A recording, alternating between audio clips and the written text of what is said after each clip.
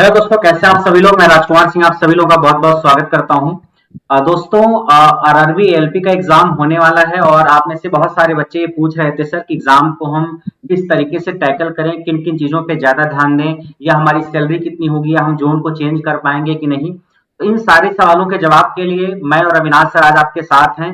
और हम ही लोगों की पुरानी स्टूडेंट है नीतू, जो कि इस वक्त यूपी में ही गोरखपुर जोन में पोस्टेड हैं एएलपी की पोस्ट पे। इनका घर यूपी में ही महाराजगंज जिले में है। इन्होंने जो 2018-19 में बैच आया था करियर लैब पे, वो बैच ज्वाइन किया था और उस बैच के बाद इन्होंने एएलपी का एग्जाम क्रैक किया। इन्होंने बीटेक किया हुआ है इलेक्ट्रॉनिक्स ब्रांच से, तो उस ब्रांच से इन्होंने पेपर दिया था और एएलपी की नौकरी कर रही है। फिलहाल आरआरबी जेई वगैरह के लिए प्रयासरत हैं। तो नीतू, आपने तो नौकरी काफी समय तक कर ली है, फिर भी एक बार आपको बहुत बहुत बधाई हो नौकरी की। Thank you sir, thank you sir, congratulation Neetu. Thank you sir. तो नीतू को कुछ पोर्शन अविनाश सर ने कराया था, कुछ पोर्शन मैंने कराया था जो पुराना बैच आया था।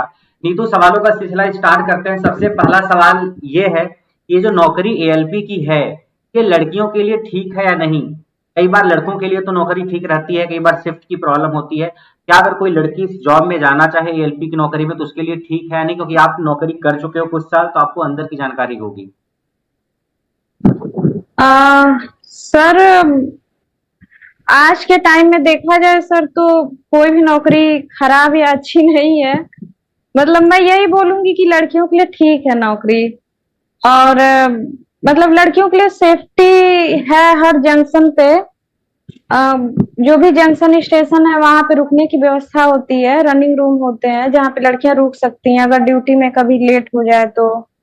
और लड़कियों के लिए जहाँ पे नाइट ड्यूटी नहीं लगाना वहाँ पे नहीं लगाया जाता है। अगर जहाँ पे सेफ है वहाँ पे नाइट ड्यूटी लगती है, जहाँ पे नहीं है वहाँ पे नहीं लगती है। यानी तो लड़कियां ज्यादा मैं यही बोलूंगी सर कि कुल मिला जुला के लड़कियों के लिए ठीक है।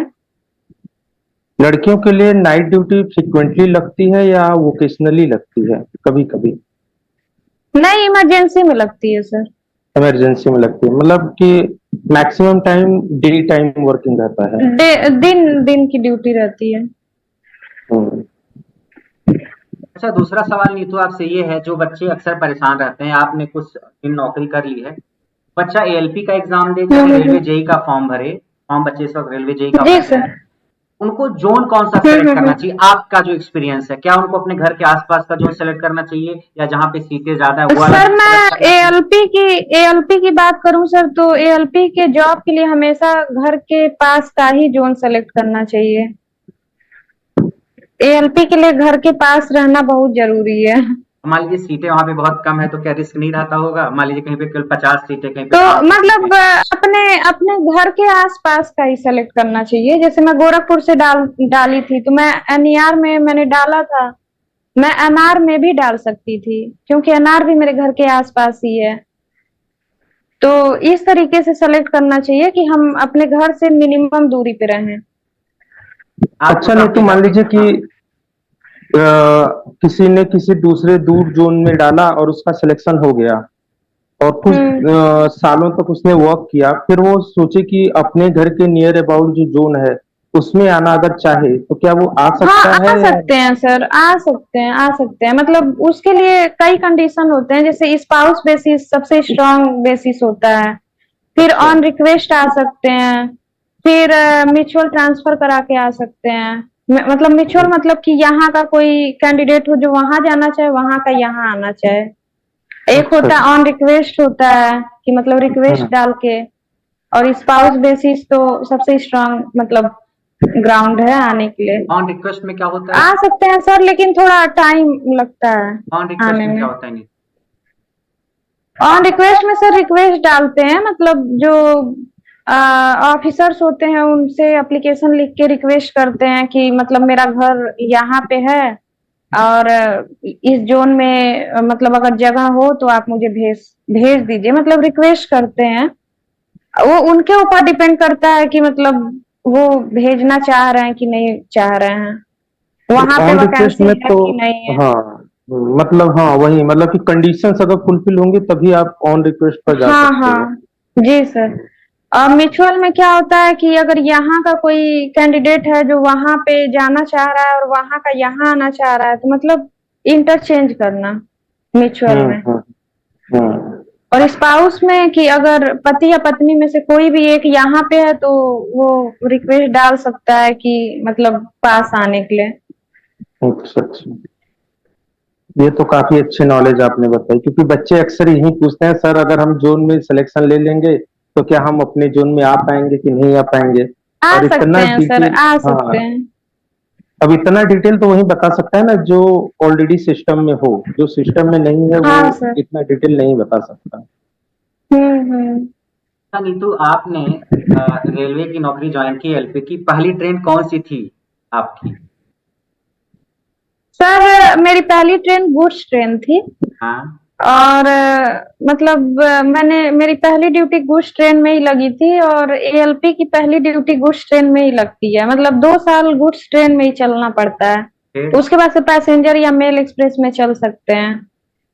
और गुड्स ट्रेन चलना सही भी रहता है सर, उससे नॉलेज हो जाता है और थोड़ा मतलब कॉन्फिडेंस भी आ जाता है। क्योंकि पैसेंजर और मेल एक्सप्रेस में तो बिल्कुल भी कोई गलती की गुंजाइश नहीं होनी चाहिए, उसी पायलट और को पायलट को ही बैठाया जाता है उसमें। अभी आपको पैसेंजर ट्रेन मिली या नहीं मिली है? अब मिल गई है सर, अब मैं पैसेंजर चलती हूँ। आपका भी प्रमोशन भी हुआ एएलपी से या नहीं? हाँ हाँ, मैं अब सीनियर एएलपी हूँ। सीनियर मेरा एएलपी। अप्रैल 2024 में प्रमोशन हुआ है। स्टार्टिंग सैलरी कितनी थी और अब सैलरी कितनी है आपकी, एक कर गैप देखा जाए तो? सर जब मैं स्टार्टिंग में आई थी तो मेरी सैलरी 50 से 52 के अराउंड बनता था, हम्म। सब कुछ डिडक्ट होके। हम्म। और अब मेरी सैलरी 72-73 के आसपास है। 72-73 क्या? मतलब जी सर। अच्छा, एएलपी की नौकरी थोड़ी हेक्टिक जॉब है, तो सुख सुविधाएं भी रेलवे में बहुत सारी सुनते हैं मिलती हैं, तो क्या वो रियलिटी हाँ में है? सर, जी सर। क्या सुविधाएं हैं? जैसे एएलपी में ये है सर कि जैसे एएलपी सेफ्टी कैटेगरी से बिलोंग करती है ये नौकरी। और इसमें सर ये रनिंग की ड्यूटी होती है, तो इसमें यही है कि इसमें सर आपको कभी रात में जगना पड़ेगा, कभी दिन में जगना पड़ेगा। हम्म। ये नहीं है कि 9 बजे गए 5 बजे चले आए, तो ऐसा कोई फिक्स जॉब नहीं है। दूसरी चीज ये कि सर अगर आपको लेट हो गया तो आपको मतलब हेडक्वार्टर से बाहर भी रुकना पड़ेगा। जैसे जैसे मैं गोरखपुर से गोंडा जाती हूँ तो मुझे गोंडा में रुकना पड़ता है, फिर अगले दिन सुबह गाड़ी लेके आनी पड़ती है। मतलब लिंकअप गाड़ियां होती हैं, जैसे यहाँ से जैसे मैं गई 50-55 लेके तो उधर से 50-56 लेके वापस आई, तो लिंकअप शेड्यूल से चलती है गाड़ियां। तो हम्म। वहां पे सर जैसे रनिंग रूम की सुविधा होती है, वहां पे खाना पीना रहना सारी चीजें फ्री होती हैं। मतलब घर से भी बेहतर सुविधा वहां पे होती है। ओवर टाइम का भी पैसा वहां पे मिलता है, ओवर टाइम का? क्या सर? मान ओवर लीजिए। टाइम, हाँ ओवर सर जैसे 8 घंटे की ड्यूटी होती है, अब 8 घंटे से ऊपर जितनी भी ड्यूटी होती है ओवर टाइम में काउंट होती है। अच्छा। तो उसका पे मिलता है कि नहीं नीतू, जो ओवर टाइम में जाता है। मिलता है सर, मिलता है सर। जैसे 15 दिन में सर अगर 104 घंटे से ज्यादा आप ड्यूटी किए हैं तो जितना एक्सेस हुआ उसका ओवर टाइम में काउंट होता है। इसके अलावा एड ऑन्स और क्या क्या होते हैं जो सैलरी में ऐड होकर के आते हैं। सर जैसे आप अगर नेशनल हॉलीडे के दिन काम किए हैं तो उसका मिलता है, मतलब बेसिक के हिसाब से। फिर आपका जो नाइट ड्यूटी है उसका मिलेगा, ट्रैवलिंग अलाउंस मिलेगा। और जो आपका ये ड्रेस अलाउंस है, जो यूनिफॉर्म हम लोग पहनते हैं उसका भी हम लोग को मिलता है सर। और डीए मिलता है, चारे मिलता है। और सेल अलाउंस मिलता है, हमारे पास हमेशा एक बैटरी होता है उसके लिए सेल अलाउंस मिलता है, उसमें सेल मतलब डलाने के लिए। अच्छा बस अच्छा। यही सब है सर। हम्म। और जो हम काफी कुछ दूरी, ऐड ऑन। सबसे बड़ी बात सर एएलपी में सर सबसे अच्छी बात यह है कि आप जितनी भी दूरी जाएंगे वो किलोमीटर ऐड होते जाता है। और महीने के अंत में मतलब उस किलोमीटर का भी आपकी सैलरी में ऐड होके मतलब पैसा आता है। अच्छा। अच्छा नीतू, एक सवाल और है। अभी जैसे एलपी की वैकेंसी आई हुई है, आरआरबी जेई की भी वैकेंसी आई हुई है, क्या ये वैकेंसीज आगे भी आती रहेंगी? बच्चे कई बार परेशान रहते हैं कि सर हो सकता है रेलवे का कुछ हिस्सा प्राइवेटाइज हो रहा है या नहीं हो रहा है, ऐसी अफवाहें उड़ती रहती हैं, तो क्या लग रहा है आती आपकी क्या रहेंगी सर, आती है?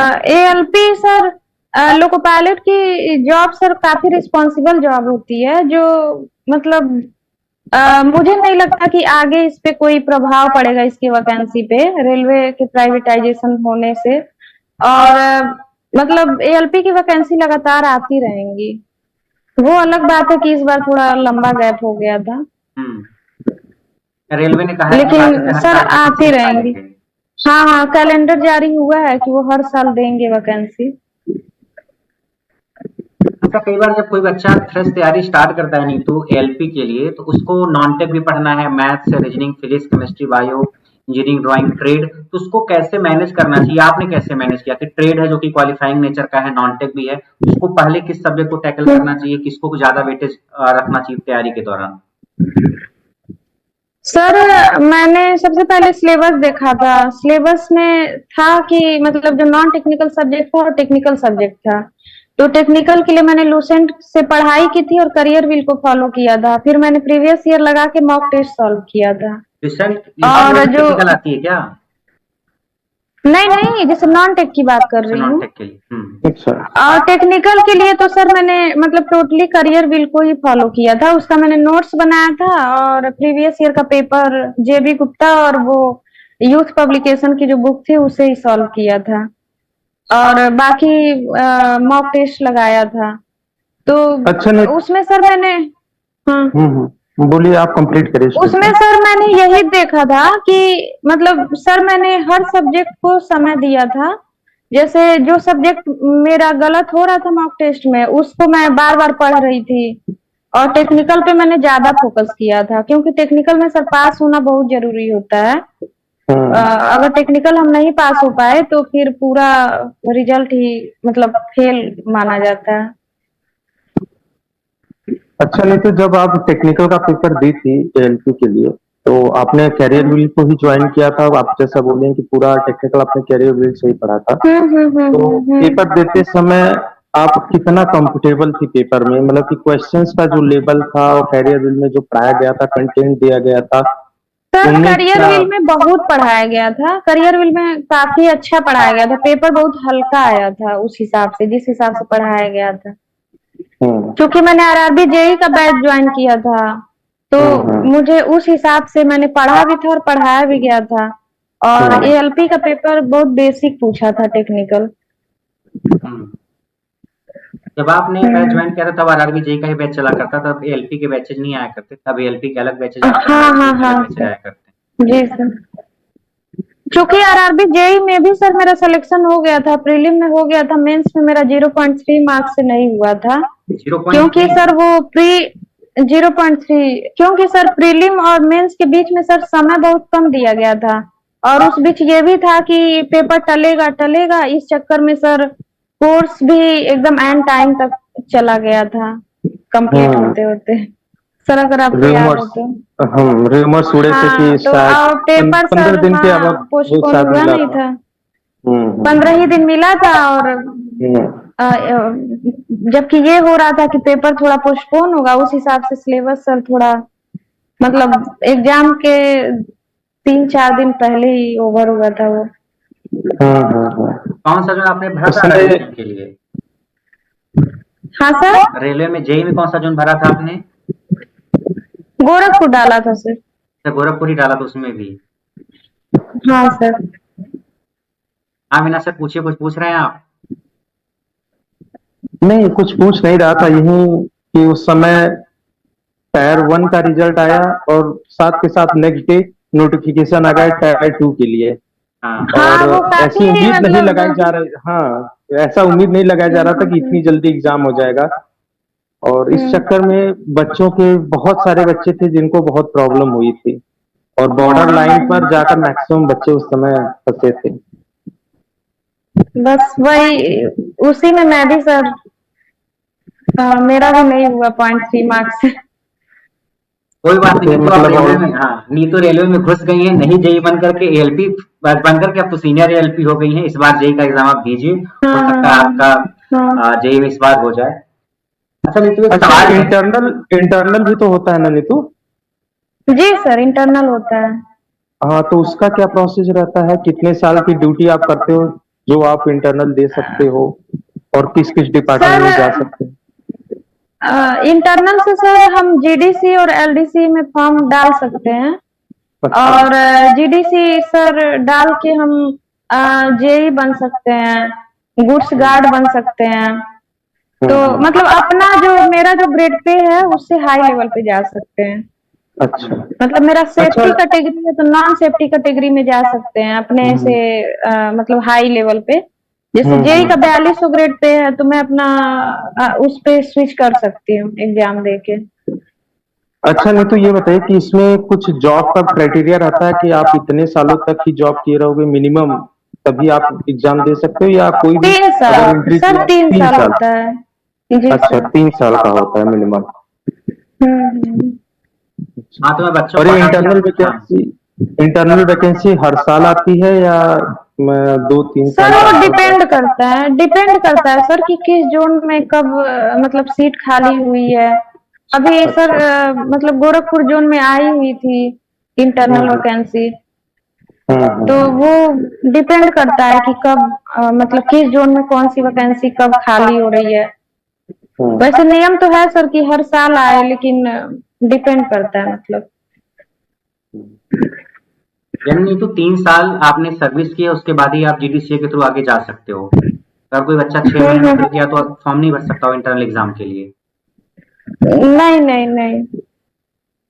अच्छा अच्छा, अगला सवाल मेरा नीतू ये है कि कई बार जो बच्चे फ्रेश तैयारी स्टार्ट कर रहे होंगे इस वक्त, या जो बच्चे आपके वक्त के होंगे जो एग्जाम दिए होंगे, सिलेक्शन नहीं हो पाया होगा, उनके मन में बहुत सारा हम्म संदेह होगा अपनी तैयारी को लेकर के, अपनी क्षमताओं को लेकर के।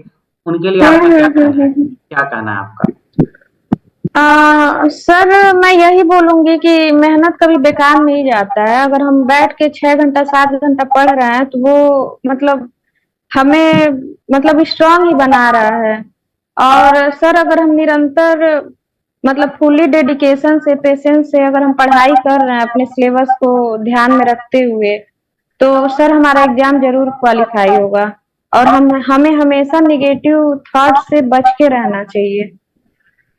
और कोई भी ऐसी चीज नहीं है जिसे हम हासिल नहीं कर सकते। मैंने भी प्राइवेट नौकरी के साथ ही तैयारी की थी। मुझे भी लग रहा था कि पता नहीं होगा कि नहीं होगा, लेकिन सर मैंने मतलब एग्जाम क्वालिफाई किया, और मैं अपने जिले की पहली महिला लोको पायलट हूँ। बहुत और बहुत अभी बधाई भी हो मैं इसके लिए, प्रयास। बहुत बहुत बधाई हो नीतू इसके लिए। Thank you sir.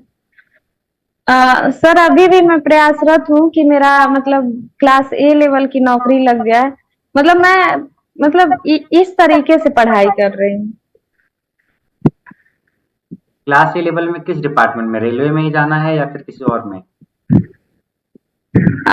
मतलब सर अभी मैं मतलब यूपीएससी में ही ट्राई कर रही हूँ। अभी इंटरनल डाला है तो कुछ टाइम के लिए इधर थोड़ा देख रही हूँ कि मेरा इधर हो जाएगा तो मुझे और टाइम मिलेगा। अच्छा, जो ट्रेड का हिस्सा होता है नीतू, कौन कौन सा ऐसा टॉपिक है जिसको बच्चे को थोड़ा ध्यान से पढ़ना चाहिए एएलपी के एग्जाम के लिए?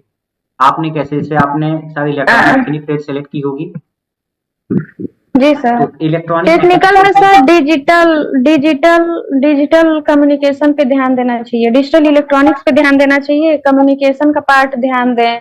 जैसे कम्युनिकेशन में डिजिटल एनालॉग कम्युनिकेशन हो गया, फिर माइक्रो प्रोसेसर माइक्रो कंट्रोलर पे मतलब ये सारी चीजें तो पढ़ के ही जाना है। और ये जो आपका है ईडीसी हो गया, एनालॉग इलेक्ट्रॉनिक्स हो गया, मतलब ये सारी चीजें पढ़ के ही जाना है। बाकी अगर रडार सेटेलाइट ये ये एंटीना ये सब अगर टाइम नहीं है, छूट भी जाता है तो कोई दिक्कत नहीं है। मतलब एक आध क्वेश्चन यहाँ से आ जाता है, और भी हम्म छोटा क्वेश्चन आता है जो बस ऐसे रिवीजन कर लेंगे तो हो जाएगा। हम्म अविनाश बाकी सर, सर नॉन टेक में सर फिजिक्स केमिस्ट्री बायोलॉजी तो पढ़ के ही जाना चाहिए। बाकी अच्छा। पॉलिटी ज्योग्राफी इकोनॉमिक्स ये सारे चीज मतलब ऐसे देख लो, ज्यादा टाइम नहीं है तो, लेकिन फिजिक्स केमिस्ट्री तो पढ़ के ही जाना चाहिए सर। अच्छा, नहीं तो बच्चों के साथ अक्सर एक प्रॉब्लम फेस हम लोग करते हैं, बच्चे अक्सर मैसेज करते हैं या कॉल करते हैं, पूछते हैं कि सर टेक्निकल में 10-12 सब्जेक्ट हैं, सर नॉन टेक्निकल में इतने सारे सब्जेक्ट हैं, कैसे पढ़े हमें समझ ही नहीं आता कि टेक्निकल पढ़े कि नॉन टेक्निकल पढ़े। टेक्निकल पढ़ते हैं तो नॉन टेक भूलते हैं, नॉन टेक पढ़ते हैं तो टेक भूलते हैं, समय नहीं मिलता।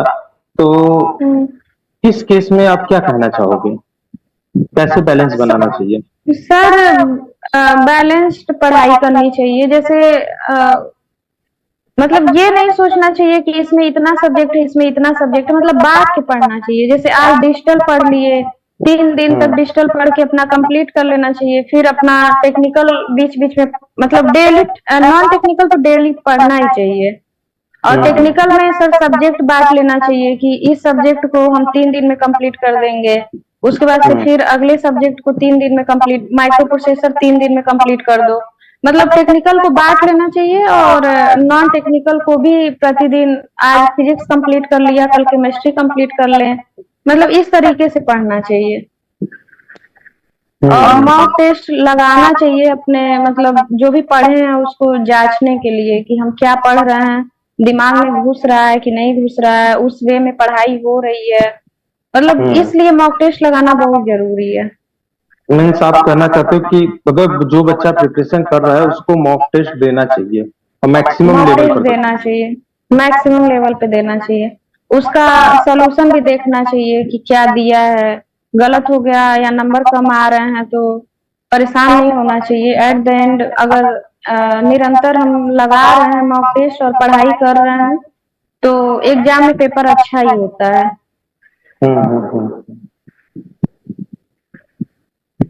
मैं बच्चों को बता दूं, और आप इस बात, हाँ बच्चों को बता दूं, आप कैरियर इस बात से कंफ्यूज आप मत होना।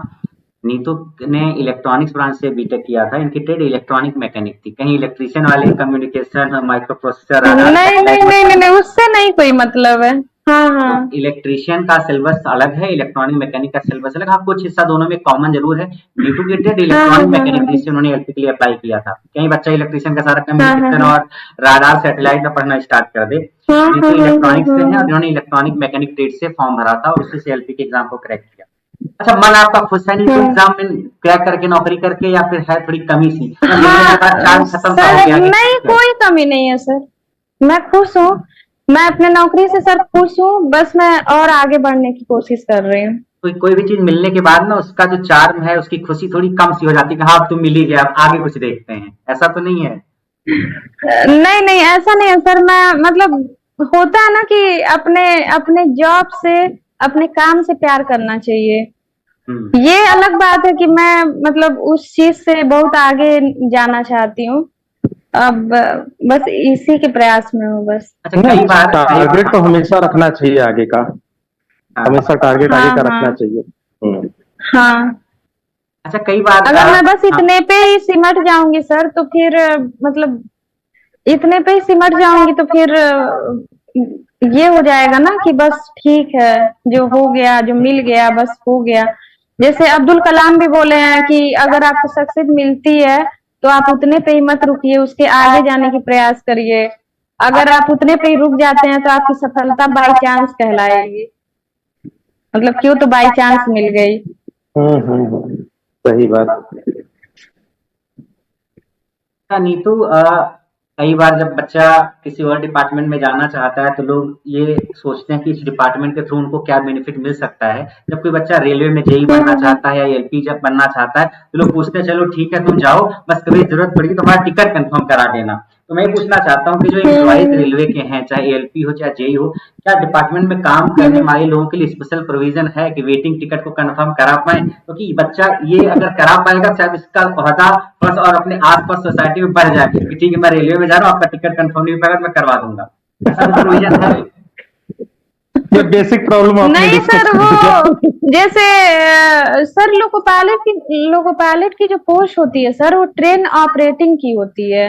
हाँ। मतलब हमारे हाथ में ऐसा कुछ नहीं होता है कि हम ट्रेन की टिकट मतलब कैंसिल करा सकें या कंफर्म करा सकें।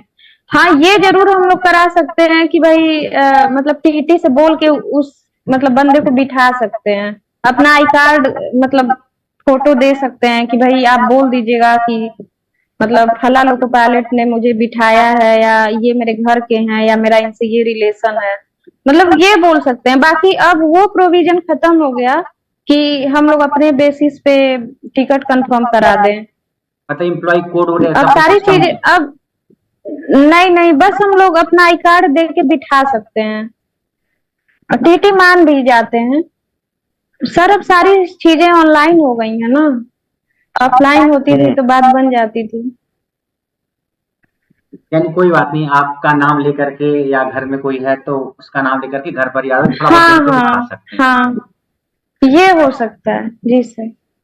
सर कुछ पूछना है आपको तो पूछ लीजिए अविनाश सर। हाँ, मैं ये पूछना चाहता था नीतू कि जैसे अब करंट में जो बच्चे हैं कैरियर लैब पर, कई बच्चे ऐसे हैं जो आते हैं कमेंट करते हैं कि सर यहाँ पर इतना ही फीस है, अदर जो प्लेटफॉर्म है वहां पर तो सर बहुत कम फीस है, और कंटेंट सर और हमें तो पैसे से मतलब है, कंटेंट तो सर वहां भी मिलेगा।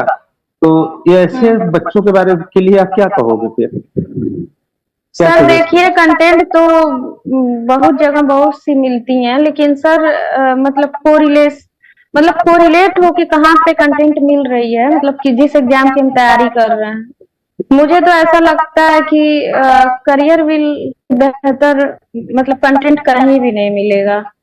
मतलब कम समय में सटीक कंटेंट, मतलब सर हम जेई के पेपर में देखे थे, कई सारे numerical same data same pattern के आ गए थे।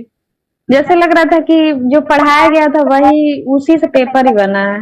मतलब कुछ कुछ क्वेश्चन जो कम्युनिकेशन के थे, डिजिटल के थे, सेम क्वेश्चन ही आ गया था।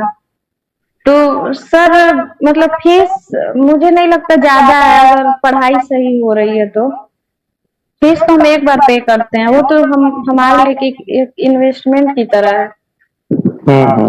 ये आपने बड़ी बात कही। बच्चों को लगता है कि मोबाइल में लगा दिया वो अच्छा है, लेकिन अपने कैरियर के लिए नहीं लगाना चाहिए। नहीं नहीं, वो फिर वहां हमारे पर लिए एक इन्वेस्टमेंट की बार्गेनिंग, तरह है। हाँ बार्गेनिंग सोचते हैं कि अगर फीस 4,000 है तो हम 2,000 दें, 1,000 दें, 1,000 अगर फीस है तो सोचेंगे पाँच हम्म। 500 ही दें, तो बार्गेनिंग लेते हैं। हम्म। हम्म। लेकिन ये आपने बड़ी बात कही कि इसको इन्वेस्टमेंट की तरह अगर लेकर चले अपने करियर में, तो शायद हम ज्यादा बेहतर कर सकते तो सर ये तो हमारे जीवन के लिए है ना। अब उस चीज में तो अब भाई जो टीचर हमें पढ़ा रहे हैं वो भी तो अपना समय दे रहे हैं अपने फैमिली के लिए, वो समय दे रहे हैं तो भाई उनको भी तो कुछ चाहिए। और समय बहुत बड़ी चीज है, अगर वो अपना समय दे रहे हैं तो बहुत बड़ी चीज दे रहे हैं आज के टाइम पे। और मैं तो इलेक्ट्रॉनिक्स के उसके बच्चों को उसके बदले में सर पैसा फीस तो कुछ भी नहीं है। वो अलग बात है कि मतलब पैसा फीस दे के बस उनके मतलब उनके लिए वो आदमी देता है कि चलिए ठीक है आप समय दे रहे हैं, तो बाकी उसका कोई भी सर मोल नहीं है। अच्छा, नहीं तो एक और क्वेश्चन है कि जैसे कैरियर भी लैब पर आपने जब पढ़ा, तो ड्यूरिंग द कोर्स या आफ्टर द कोर्स अगर आपको किसी सब्जेक्ट या कभी प्रॉब्लम हुई सब्जेक्ट रिलेटेड या किसी एग्जाम के बारे में जानकारी हुआ, तो क्या कैरियर विल से आपको सपोर्ट मिलता था या नहीं मिलता था? मिलता था सर। अगर क्लास के बाद भी मुझे डाउट हुई है तो सर अविनाश सर से मैंने कई सारे डाउट क्लियर किए हैं, राजकुमार सर से क्लियर किए हैं। तो और अभी भी मुझे डाउट होता है तो मैं पूछती हूँ। नहीं, मैं तो इलेक्ट्रॉनिक्स के सर बच्चों को काफी बता दूं, सपोर्ट मिला है। इलेक्ट्रॉनिक्स के बच्चों को बता दूं कि इलेक्ट्रॉनिक्स के इस वक्त इंडिया में जेई के एग्जाम जो होता है उसके लिए पढ़ाने वाले बहुत चुनिंदा टीचर्स हैं जो अच्छे हैं। उसमें अविनाश सर अग्रणी हैं, चाहे कम्युनिकेशन हो, चाहे माइक्रो प्रोसेसर हो, चाहे बेसिक इलेक्ट्रॉनिक्स हो, एनालॉग इलेक्ट्रॉनिक्स हो, कम्युनिकेशन हो। बहुत 2-3 टीचर 4 टीचर मुझे इंडिया में नजर आते हैं जेई के जो इलेक्ट्रॉनिक्स के हैं, और उसमें अविनाश सर का नाम नंबर 1 या नंबर 2 पे रहेगा ही रहेगा। तो इलेक्ट्रॉनिक्स के बच्चों को बहुत ज्यादा भटकना नहीं चाहिए, क्योंकि टू द पॉइंट कंटेंट हो, एक्सपीरियंस टीचर हो जो 8-10 साल से पढ़ा रहा हो, और ऐसे में अविनाश सर 1-2 पे आते हैं पूरे इंडिया में। इलेक्ट्रिकल के तो बहुत सारे अच्छे टीचर हैं, इलेक्ट्रॉनिक्स के अच्छे टीचर मिलते नहीं, ढूंढना पड़ता है उनको जो नहीं है। हाँ, मतलब कम समय में अच्छा कंटेंट देना एक बहुत बड़ा आर्ट है, और वो है अविनाश सर में। Thank you. अच्छा, जाते जाते नहीं तो और कुछ आपके दिल में हो जो आप कहना चाहो लास्ट टाइम तो कह दो, जो कुछ भी बच्चों के लिए या कुछ भी कहना हो आपको, तो कैसे तैयारी करनी है या और कुछ भी।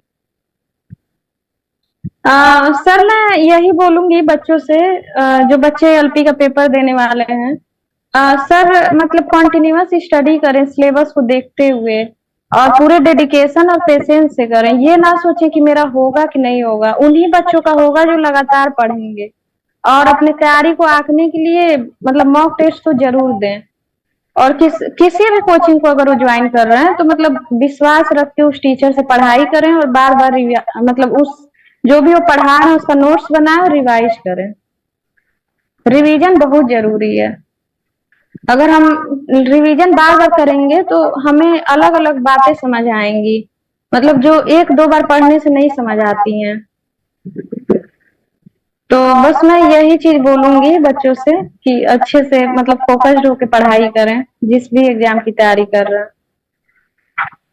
अविनाश सर और सर जो भी हाँ, प्लेटफॉर्म सर सेलेक्ट किए हैं, करियर व्हील को अगर सेलेक्ट किए हैं तो पूरा विश्वास से उस टीचर पे विश्वास करें और नोट्स बनाएं और उसे बार बार रिवाइज करें, मॉक टेस्ट दें और प्रीवियस ईयर पेपर अपना सॉल्व करें। मतलब अपने आप को बिल्कुल फुली डेडिकेट होके उसमें समर्पित कर दें। नहीं तो चार आजकल के जगह बच्चे नोट्स दिमाग नहीं में बनाना भटका है। चाहते, वो पीडीएफ नोट्स ढूंढते हैं, कहते हैं सर हम नोट्स नहीं बनाएंगे, पीडीएफ नोट्स दे दो। आपने नोट्स बनाया था कि नहीं बनाया? नहीं सर, पीडी हाँ मैं बनाई हूँ सर, और अभी भी मेरे पास नोट्स है, मैं उसी से पढ़ती हूँ। हाँ, हम्म। बच्चे चाहते हैं कि नोट्स कोई प्रिंट आउट निकलवा लें या कुछ ऐसा शॉर्टकट मिल जाए, क्योंकि एक नहीं बार नहीं आप नहीं बनाते हो नहीं तो सर, हमेशा काम उससे आता है। नहीं हो पाएगा। मतलब वो सब एक्सेप्शनल केस है कि भाई उससे हो जाता होगा किसी का, बट मुझे दूर दूर तक ऐसा कोई नहीं उदाहरण में दिख रहा है जिसका मतलब पीडीएफ पढ़ पढ़ के हो जाए। मतलब वो एक्सेप्शनल है कि किसी का हो गया होगा, लेकिन मुझे नहीं लगता है। मतलब हाथ से नोट्स बनाना चाहिए। अच्छा, नहीं तो एक और बात है कि आजकल बच्चे जो है कि सोचते हैं कि रिकॉर्डेड लेक्चर देखें। आप भी ऐसा ही करती थी, रिकॉर्डेड देखती थी या जब भी टाइम मिलता था तो लाइव क्लास भी करती थी? सर मैं जॉब करती थी तो मतलब मैं तो रिकॉर्डेड ही देखती थी, मेरी मजबूरी थी कि रिकॉर्डेड मैं देखती थी। और मुझे लगता है रिकॉर्डेड मतलब अभी भी मैं रिकॉर्डेड ही देखती हूँ, क्योंकि सर लाइव में मतलब अब तो मान लीजिए मुझे पढ़ते पढ़ते आदत बन गई है। मैं पहली बार तो पढ़ नहीं रही हूँ कि धीरे धीरे पढूं, अब मैं 1.5 पे करके देख लेती हूँ। हम्म मतलब उस हिसाब से मतलब मेरा कोरिलेशन हो जाता है दिमाग में, हम्म। तो इसलिए मतलब मैं रिकॉर्डेड देखती हूँ सर। नहीं, आप जॉब करती थी, अगर जॉब के टाइम में जैसे आपको छुट्टी का दिन रहा हो वगैरह, तो या आपने लीव लिया हो, तो क्या कभी लाइव क्लास किया था या ऑल टाइम रिकॉर्डेड ही किया था? जॉब सर के टाइम में तो मैं ऑप्शन।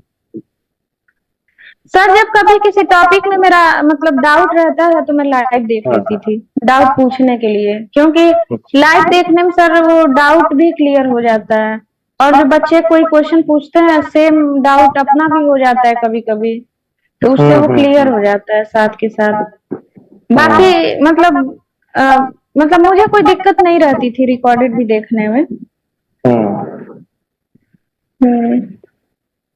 तो टाइम हम लोगों का लगभग पूरा होने वाला है, 2-4 मिनट और बचा हुआ है, सेशन कोई नहीं करते हैं।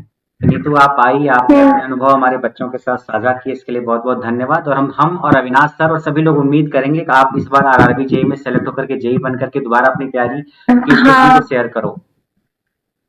Thank you sir, thank you so much sir, मुझे इस प्लेटफॉर्म पे आज बोलने के लिए थैंक यू सर।